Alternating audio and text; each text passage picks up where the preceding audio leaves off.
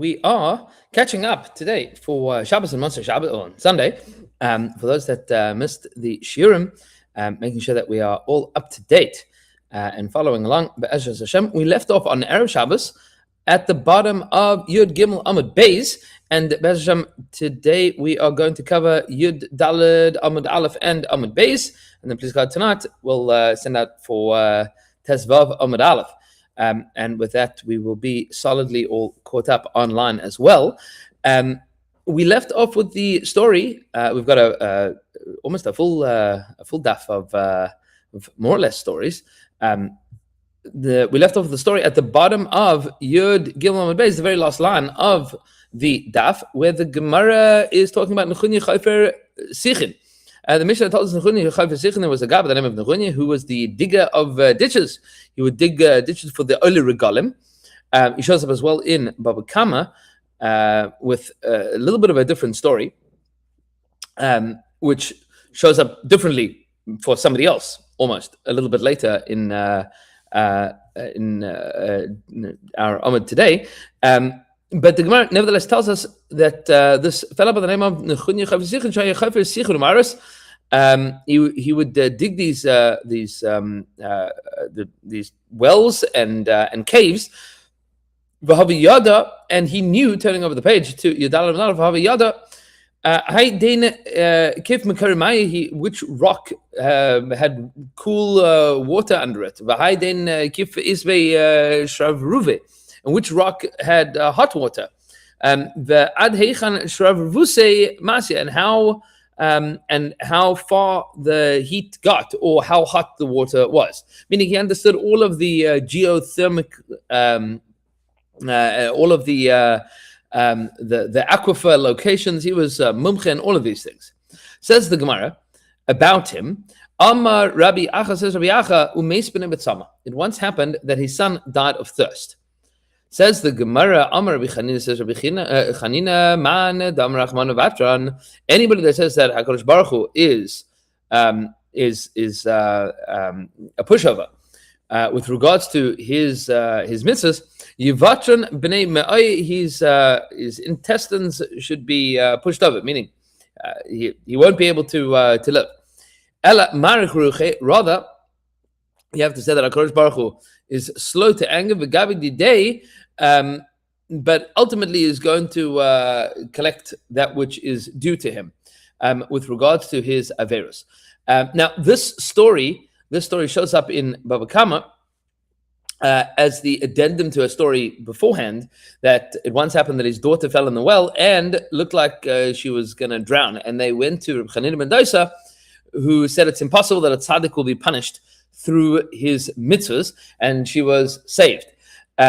The Gemara asks, then the Gemara tells the story of Nechunya Chayfer Baris, that his son died through thirst, and on that the Rishonim already asked the question. Hold on a second, what happened to this midah of HaKadosh Baruch Hu? That this Hashem is never going to punish a person dafka through this way that he does mitzvahs. And we'll see this a little bit showing up in a bit. And some of the Rishonim they point out, well, that is only for as long as there is somebody advocating for HaKadosh Baruch Hu's midos to work like that in the world. And Reb Chanina ben Dosa was nifter by that point in time, and nobody was protesting HaKadosh Baruch Hu to say that it cannot be that HaKadosh Baruch Hu can punish somebody through dafka the mitzvahs that they do. Nevertheless, the Gemara continues here. Amar Rabbi Acha, says Rabbi Acha, the pasuk says, "Usviv nis ara me'od."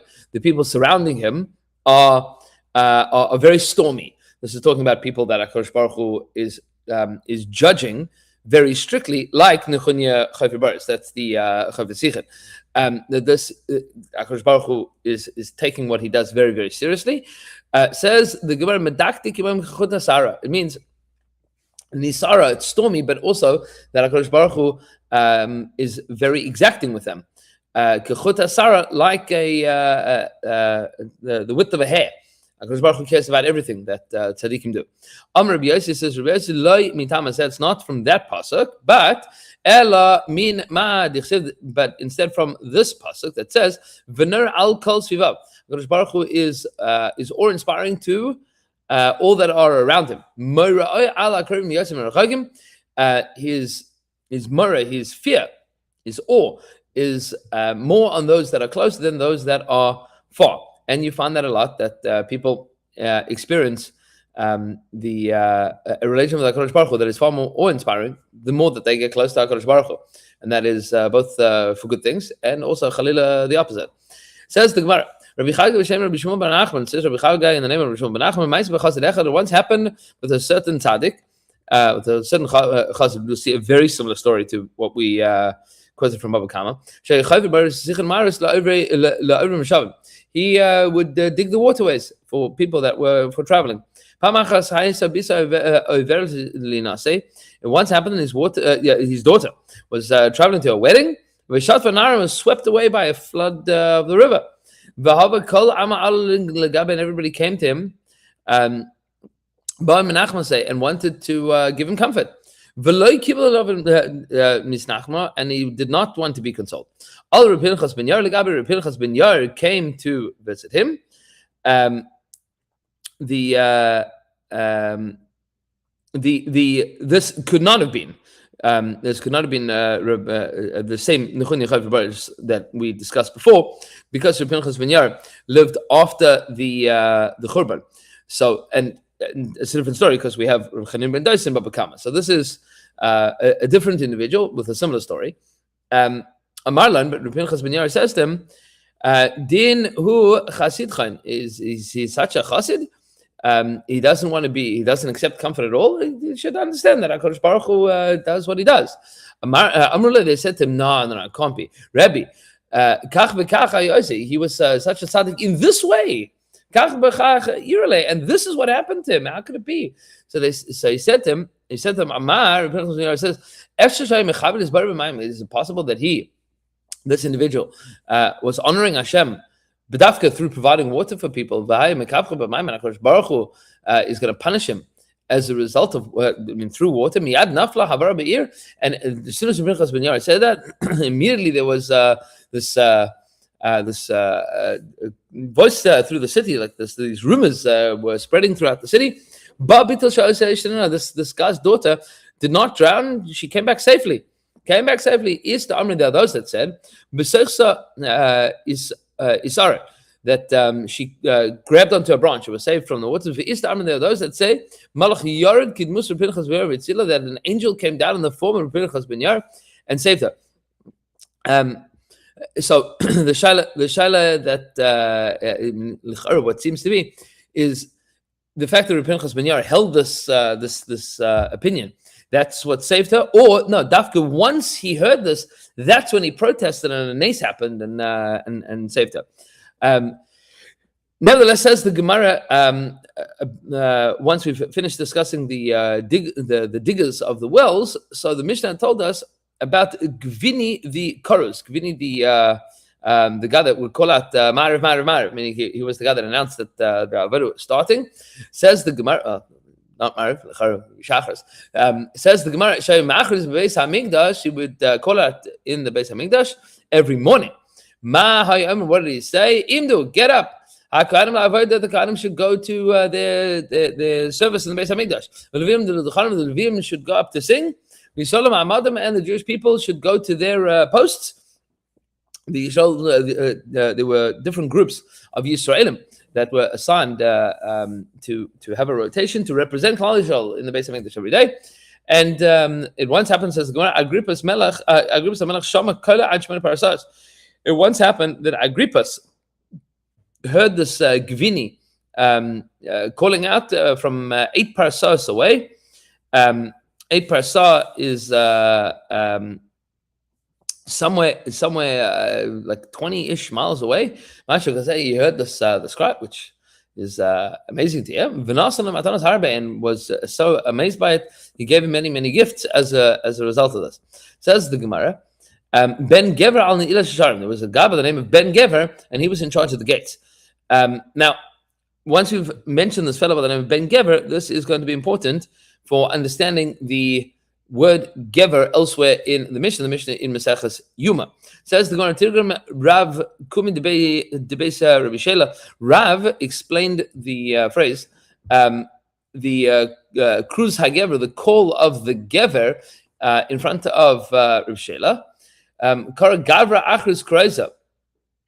A man called, and he announced what he announced. Amrule, and they said to him in the Beis Medrash of Rav Shela, Amrule, Emor Kra Tarnagola. No, don't say Kra Gavra, a person, but Kra Tarnagola. Say instead that a rooster crowed. Amarlan, so Rav said to them, Va'tanin ben Gever. You cannot tell me that the Mishnah in Maseches Yomi is telling me that Gever, Kruz Gever, is Kra Gavra, Achriz Kroisa, that the Gavra means a man. You want to say that it means a rooster, but here in our Mishnah we know that the word Gever does not mean a rooster, because is lach lememar bar tarnagola. You would not be able to say that the son of a rooster was locking the gates. None of that makes sense. Elamai, you have to conclude, said Rav to the Talmidim in the Beis Medrash of Rav Shela, you have to conclude that when the Mishnah says Gavra or Gever, it does not mean a rooster. It means instead a person. Like here, you have Ben Gever. That was the guy's name. Says the Gemara, Ben Bevi al Hapikir. Ben Bevi was in charge of the wicks. Shahaya mezavig psilos. He would pair the wicks or just the wicks. There's some interesting. We mentioned in the Sover Shabbos. There's some interesting wick terminology. The language of mezavig, he would make zivugim, that he would twist two threads of the wicks. That's because all of our modern wicks today are designed in such a way that one strand of it is longer than the other, and that makes the wick like tilt a little bit, which means that you don't have to have somebody clipping the tops of them.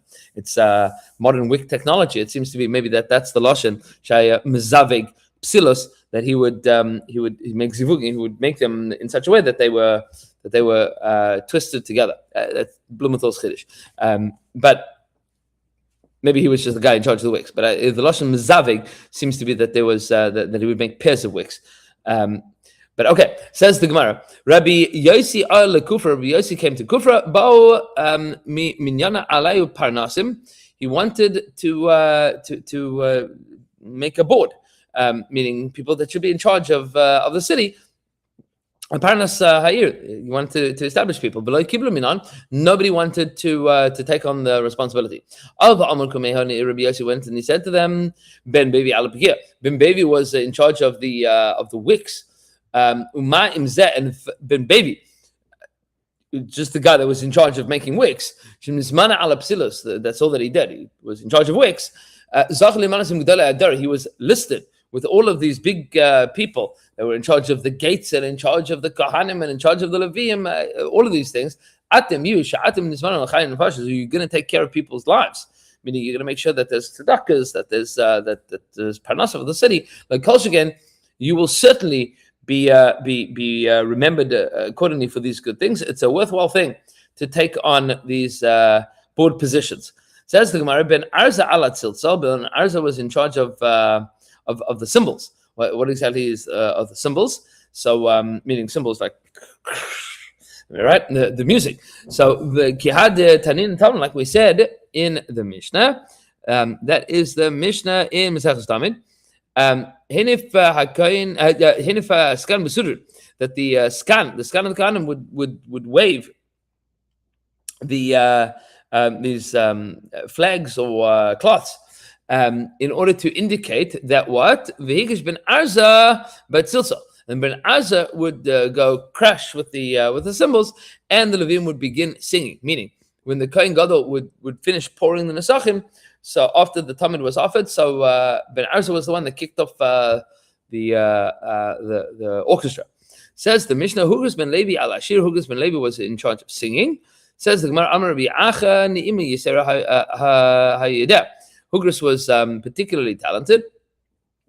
He knew a particular style of music. V'amar alav al Hugras ben Levi. They said about this fellow by the name of Hugras ben Levi, Shayimanim Eskol Bezemer. He could sing beautifully. Kshahaya Noyetz Gudla B'Sech Piv, and he put his thumb into his mouth.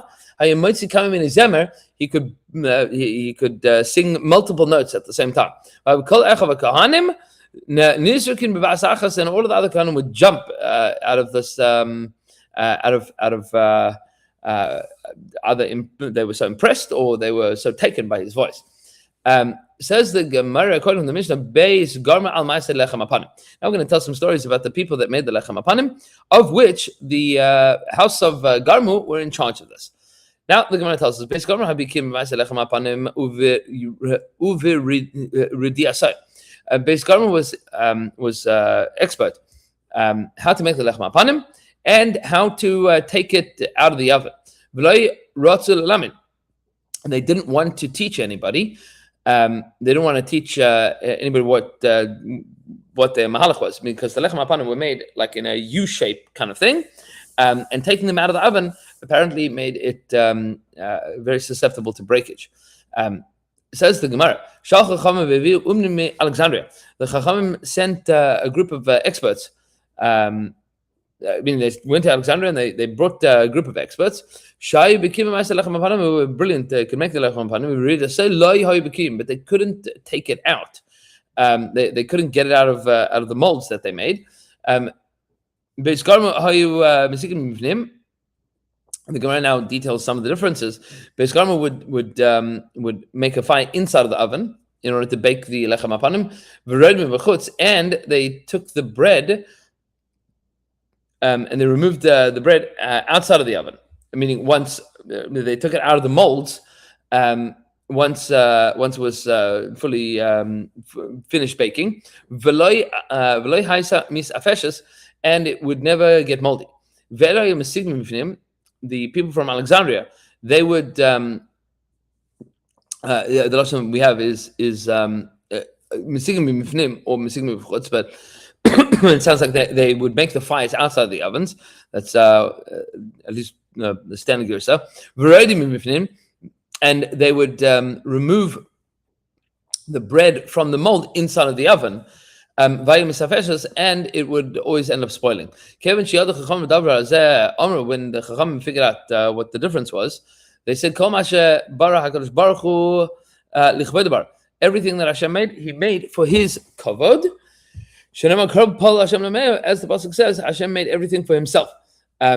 What does this pasuk have to do with anything? That it must be that HaKadosh Baruch Hu allowed this Beis Garmu this unique capacity, this unique knowledge to be able to do this, so they let them continue doing it, even though they didn't want to share their methods. Once they realized that these chevra from Alexandria couldn't do it as well as Beis Garmu, so the Chachamim went back to Beis Garmu and they said, "Come back, we want to rehire you." They didn't want to come back until they had doubled their wages. Originally, they were paid 12 mana, and they had to up it to 24. Rabbi Yehuda says, no. The original contract was 24 mana, and then the Chachamim had to give them 48 mana. The Chacham said to them, why don't you want to teach other people how to make the lechem apanim? They said to them, we have a Masorah from our ancestors. The second Beis HaMikdash is also going to be destroyed, like the first one. We don't want anybody else to find out how to make this lechem apanim. Why? Because once the Beis HaMikdash is destroyed, and they will end up using it for their avodah zarah. Interestingly, they were not concerned that people would use it for avodah zarah while the Beis HaMikdash was still standing. So if the Beis HaMikdash is destroyed, when the Beis HaMikdash is destroyed, that's when this knowledge will end up being used for avodah zarah. But in the days of the Beis HaMikdash, it would not be, and we are using it. Says the Gemara, with regards to this, they mentioned Beis Garmu for praise. That at home, none of their children ever had white bread, meaning they never had quality bread. Why?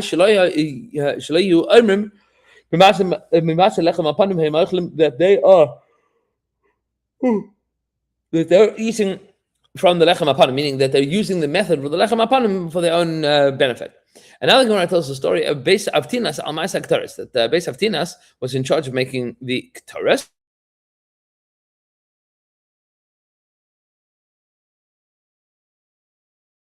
Became the mumchim.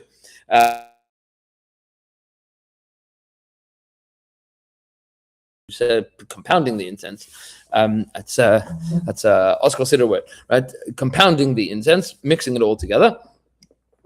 And importantly, uve male ashan.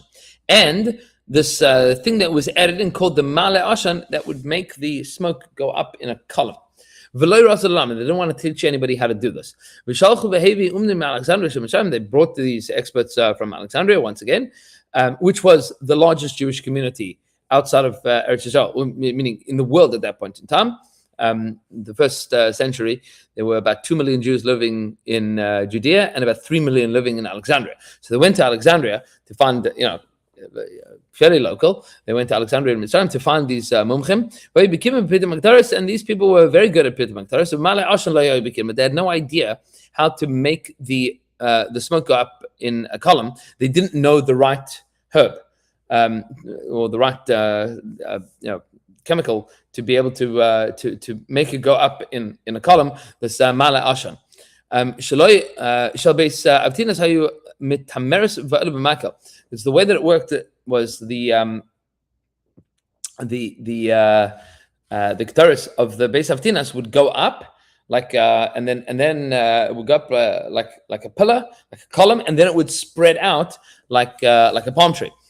Perseverers and would go out and then spread out and then come down. But the ones that from Mitzrayim, you got the smell right, but it dissipated immediately, spread out immediately. Once the Chachamim figured that the difference between Beis Avtinas and the Egyptians, Amru, they said, Kodesh Baruch Hu made everything for his honor, and if they know how to do this, then we should rehire them.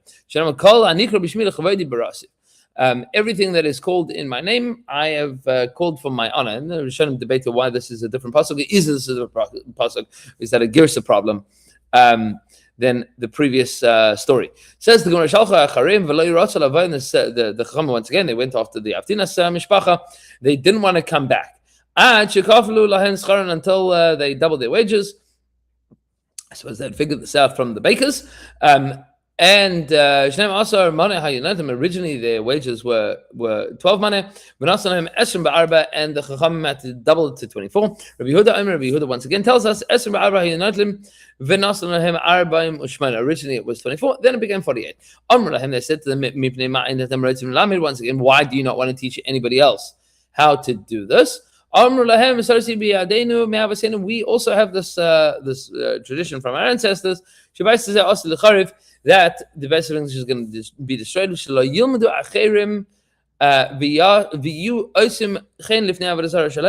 want to make sure that this doesn't end up falling into the hands of idolaters. So the same argument. Nevertheless, says the Gemara, with regards to this, we remember Beis Avtinas as meaning for the schus.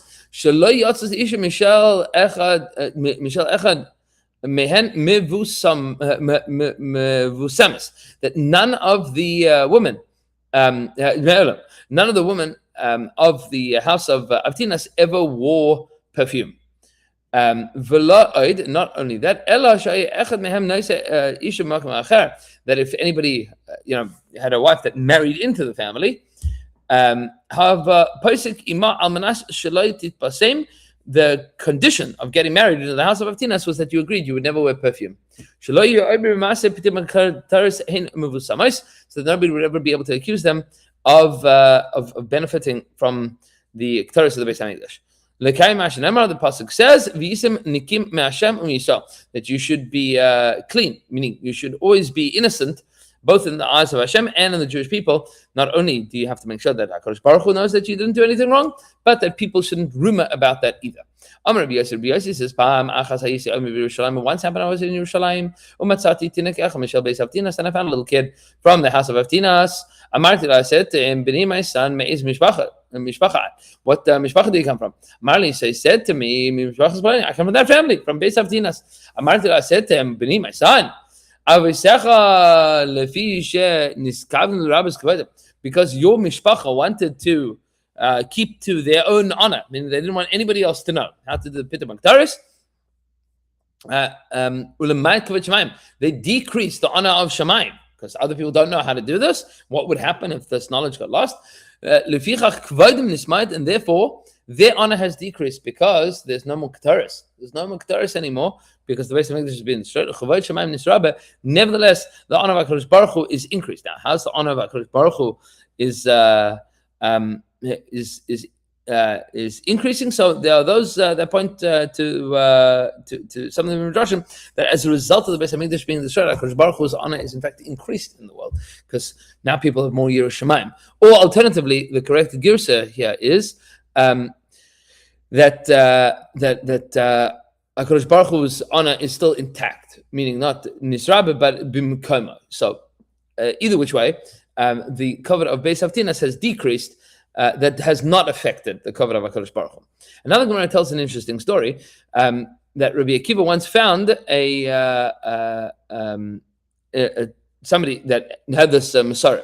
So Rabbi Akiva says, Sa'achli Shimon ben Loiga told me the story. Once it happened that I was picking herbs. Ani v'tina ke'echem Michel Beis Avtinas, me and some kid from the house of Avtinas. V'ra'isi osa shebach, and I saw that the child was crying. V'ra'isi osa shechach, and then I saw that he was laughing. Amarti lo, I said to him, Bini, lama b'chisa, why are you crying? Amarli, so he said to me, Al kavod shel Beis Abba shenismai, I am crying because of the honor of my father's house that has been decreased. Now we no longer are employed by the Beis Hamikdash. There's no more Beis Hamikdash. V'lama sachakta? Why then did you laugh? Amarli, so he said to me, Al kavod hamasukin letzadikim lasilava, because of the great cover that tzadikim are going to have in the future. What prompted this? Umara Isa. What did you see that made you well up with all of these thoughts and emotions? So he says, Male Ashan Negdi. I saw the Male Ashan. I saw that herb called the Male Ashan. I spotted it while we were picking things here. I saw it. So I said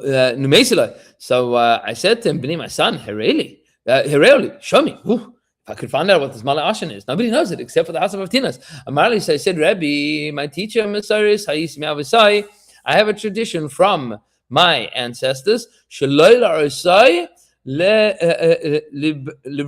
to show it to any outsiders.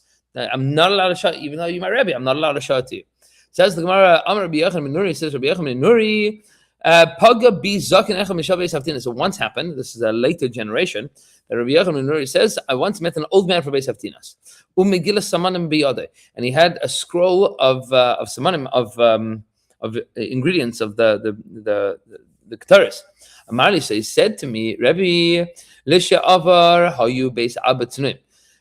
In ancient days, my father's mishpacha was very tzanu. They were very discreet about these matters. V'hayu, and because of that, turning over the page to Yudal Mavis, v'hayu Moshe Megillah Hazais elu, and they would hand this scroll that has the secrets of the Ketaris from one person to the next, meaning passed it on as a Masorah from one generation to the next. But now my mishpacha is no longer so fruitful. They're not so trustworthy. Megillah, I want to give this to you. So he says, Rabbi Yochanan, I want to give it to you. Be zarba, be very careful with it. Make sure that it doesn't fall into unworthy hands. It says when I came and I told this to Rabbi Akiva, Zolgo and of Demos, his eyes began to cry. He said, Me'ata ein anu tzrichen, or in parentheses, we have the Rishayim, meaning we don't need to, or we are no longer permitted, to say anything bad about Beis Avtinas, meaning that before, when they said we have a Masorah that the Beis Hamikdash is going to be destroyed, we don't want to tell you that, says Rabbi Akiva, that was an excuse. They were trying to hold on to their own covenant, which is why Rabbi Yossi had said, the Beis Hamikdash is destroyed, your covenant has now been downgraded. But now we see that the remnants of Beis Avtinas really do care about the secrets falling into the wrong hands. They're happy to give it up in order to maintain the veracity and the secrecy of the secrets of the Keteris. So now we can't say anything bad about them any longer. Says the Gemara, top of Yud Dalar Beis, Elazar ala Paroiches. The Mishnah quoted Rabbi Elazar that Elazar was in charge of the curtains. Shai Mimuna al Urge Paroiches, he was in charge of the people that were weaving the curtains of the Beis Hamikdash. And Pinchas HaMalbish, Pinchas was the guy in charge of costume changes for the Kohanim. Shai Malbish Big Gedala, he was in charge of making sure the Kohen Gadol was dressed in his correct clothing.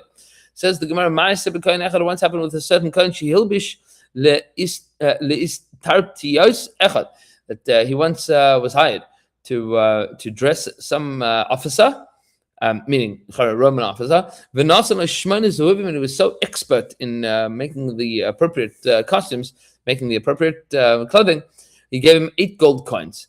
There are those that said, it was 12 gold coins. That was the payment for this incredible skill in costuming and wardrobes. Okay, now the Mishnah tells us, with regards to people that were not listed in the Mishnah, or in addition to people that are listed in the Mishnah, Amar Kolin. We never have less than 7. Amar Kolin means people in charge, the supervisors. And 3. We never have less than 3 people that are in charge of the collection of the treasury. And you never have less than 2 people in charge of financial matters for the tzibur. Except for the only people that are in the previous Mishnah that were able to act alone, meaning that they didn't have a team working with them, was Ben Achia, who was in charge of the people with GI issues, the stomach issues, and Lazar, who was in charge of the curtains, because those everybody agreed that those 2 people were trustworthy to do what they were doing, and there was no issue with them doing it alone. It would seem, at the very least, with regards to Ben Achia, who was in charge of the people with, taking care of stomach issues, that there was some privacy matters with regards to that. So how come nobody had to work with him on that? So apparently everybody loved him and trusted him. Says the Gemara, we're not allowed to have less than 3 treasurers and 7 supervisors. Says the Gemara, Tani, Tani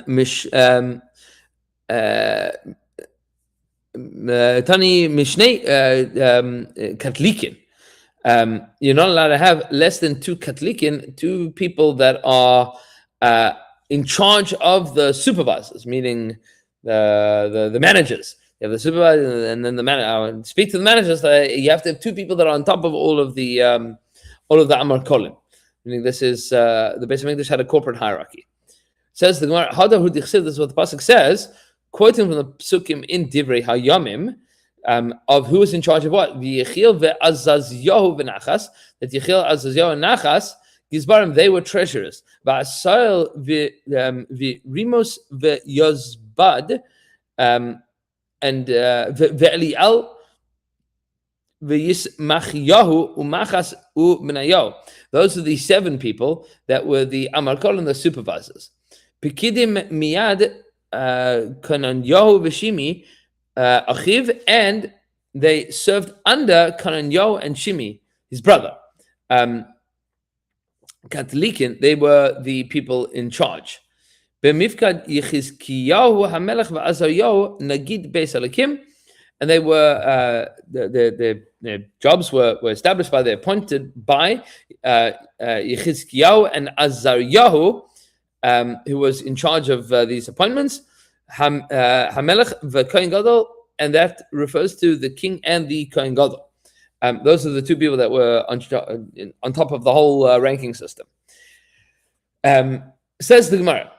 So, how did everybody ensure that that people were honest about Beis Hamikdash funding? So we had seen before the test that whenever anybody would make a withdrawal, so there was everybody was watching everything, and nothing in the sleeves, and nothing in the tefillin, nothing in anything, to make sure that nobody Chalila could be accused of having stolen anything. Says the Gemara, and we have a similar overbuilt system to make sure that nobody was able to be accused of stealing from any of the Beis Hamikdash storehouses and treasuries. When one wanted to seal up money that had been deposited in the Beis Hamikdash, meaning money had been put away, and then we're not going to be using this until the next time that we do a withdrawal, so it has to be sealed off. So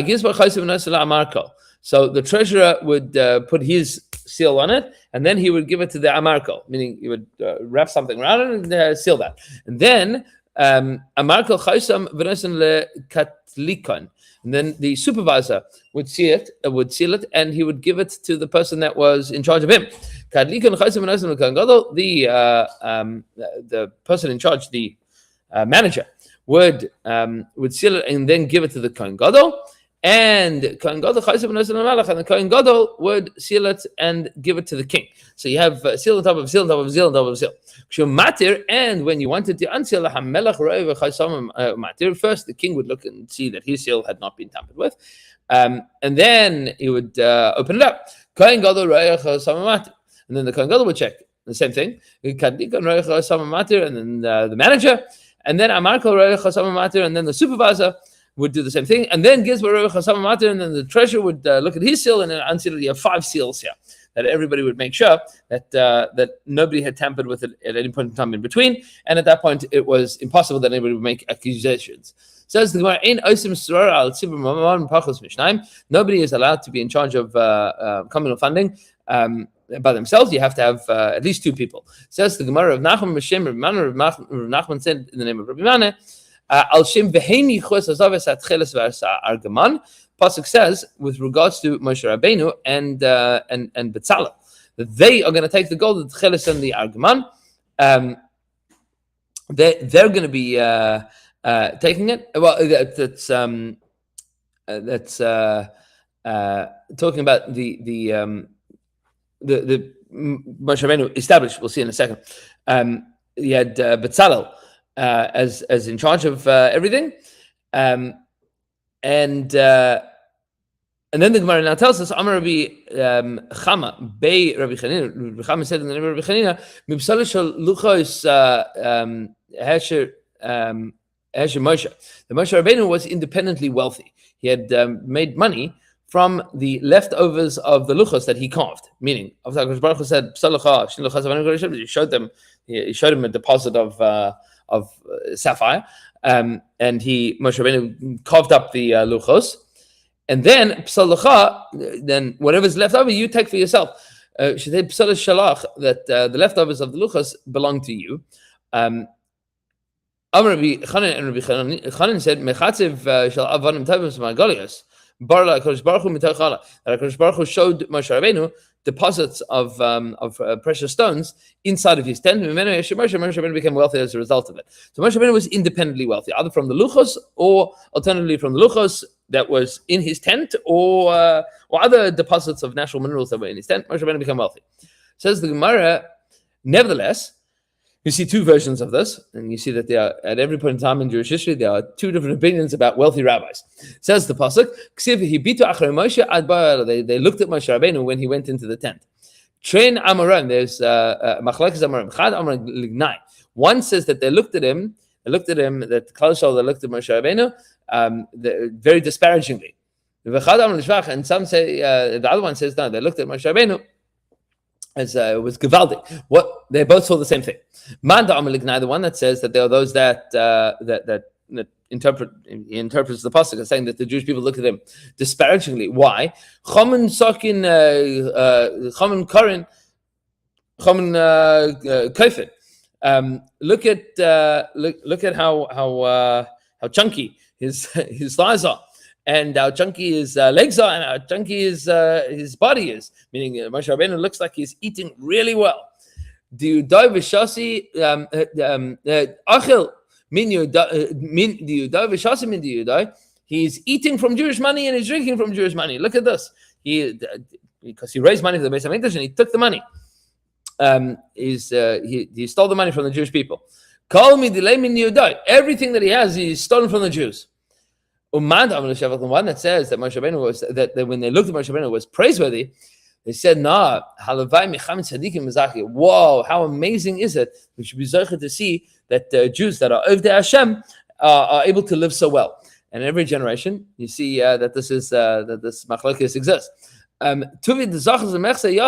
wonderful it is that we merit to see that Chachamim live well. That Moshe Rabbeinu is living is a rich man. So, there are people that are very happy that Rabbanim are wealthy, and there are people that are very unhappy that Rabbanim are wealthy. Says the Mishnah, the next Mishnah, there were four coupons or tokens that exist in the Beis Hamikdash. This is how you would go through the process of getting your korban, paying for your korban, and doing the avodah. So the kohen, you would get your supplies from the storehouses. You would come to the mizbech. How did the kohen know what was what? So there are four different coins, four different tickets that you had. Because of Alehem, Egel, Zachar, Gdi, V'chayta. And it's on each of them, it was written either an Egel, a calf, Zachar literally means a male, which means a ram.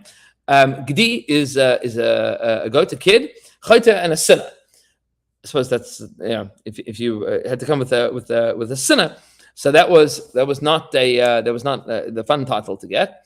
But Ben Azai says there was a fifth one. Chamisha ayu. There was a fifth one. Va'aramis kosuv alem, and it was written on them in Aramaic. Egel dekar gedi chayte dal v'chayte asher. There was a difference. He disagrees on two counts. One that was written in Aramaic, not that it was written in Hebrew. We saw that some held that the treasures in the Beis Hamikdash were written in Greek, alpha, beta, gamma. So here you have it was written in Aramaic, maybe from different time periods. But he agrees. Egel dekar is zachar. Gdi is a gdi. Chayte dal v'chayte asher, a rich sinner and a poor sinner. So a poor sinner and a rich sinner. What's a poor sinner and a rich sinner? Poor sinner and rich sinner. We're going to say a little bit later where that distinction is. Says the Mishnah, how did it work? Egel mishamish im nische bakar. If you had an egel coin, so that was good for nesachim, for cattle. Whether it was for big or small or male or female, didn't make a difference. Gedi mishamish im nische atzon. If you had a gedi token, that would be good for you to get nesachim from sheep and goats. Whether it was male, female, big, small. Chutz mishel elim, but if you had one that said the elim rams, that didn't work because a ram token would only be good for rams, meaning for the sachin of a ram. And and if you had a chayte, you got triple nesachim because you had to have the three nesachim that the mitzara would bring, which was you had to have one of each, meaning you have triple the amount of nesachim that were necessary. So there were different amounts of nesachim, different dinim of the nesachim. If it was a egel, a ayil, or a gedi, and then the Mishnah tells us the following: Mi shehu mevakish nesachim, somebody that needed nesachim, hoilech etzel Yochanan. We'll go to Yochanan. He was the guy that was in charge. Shei mamuna ala chasamis. He was in charge of these tokens, these coins. And he gave him money. And he would take the token from him and would give him money. Ba'etzel achia would come then to achia, shei mamuna ala nesachim, that was in charge of the nesachim. We would give him his token, and we get the nesachim, meaning to take his token and said, "This is what I need from here, and this is what I need from here." And then by that evening, Yochanan and Achia would come together. So Achia would take out all of the tokens that he got, and he would get paid for them. Meaning that's how the supply chain worked. You got your token at the entrance of the Beis Hamikdash for what you needed. You went to one guy and you gave it to the next guy. And in Paschal Lai, and if there was a shortfall, then he would end up eating the loss. And Yochanan would have to pay to reimburse the hekdesh from his own money. And if somehow or another there was more money, I suppose every now and then somebody would pay extra. Shiyad hekdesh, and if there was extra, then the extra would go to the hekdesh. Shiyad hekdesh because hekdesh always has to win. We saw in the previous dapim as well that hekdesh always has to win, because that was the deal with supplying the Beis Hamikdash. If anybody ever lost his coin, mamtinin loy ad erev, they wait for him until that evening. And if they found by that evening that there was an excess that corresponded to the value of that coin, his token, his ticket, then they would reimburse him. Meaning, you come, you say, I have a ticket and I lost the ticket. They say, we have no proof that you lost the ticket. But if by that night they found out that there was that ticket's value of money that was excess, so then they would give him his ticket. But if there was no excess, they wouldn't give it anything. And they didn't just give you tickets. You had to have a ticket that had the day written on it as well. You had to put the date on the ticket. Why? Because of cheats. Because they were worried about people coming along and stealing things. Says the Korban here. What could happen? Because some Ganav could come along and find a token that somebody else had lost, or that had blown away, or whatever the case is. They find one of these chasamas, and show up to the Beis Hamikdash and say, "Oh, I have a ticket. You got to give me the money in accordance with the ticket." And we will continue later with the Gemara, and everybody should have a beautiful day. Looking forward, to catching us up, please God, fully by this evening.